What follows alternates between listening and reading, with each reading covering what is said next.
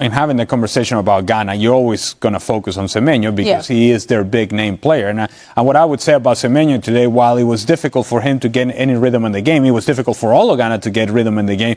I would also say that he has a lot to do for this team.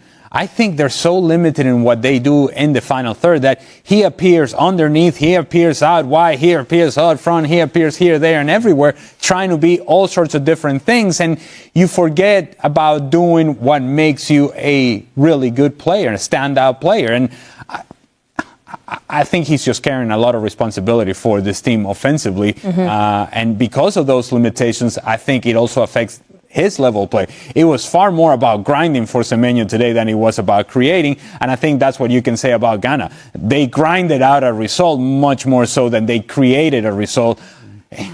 It's hard to look past Panama and how good their performance was and how surprisingly good their performance was.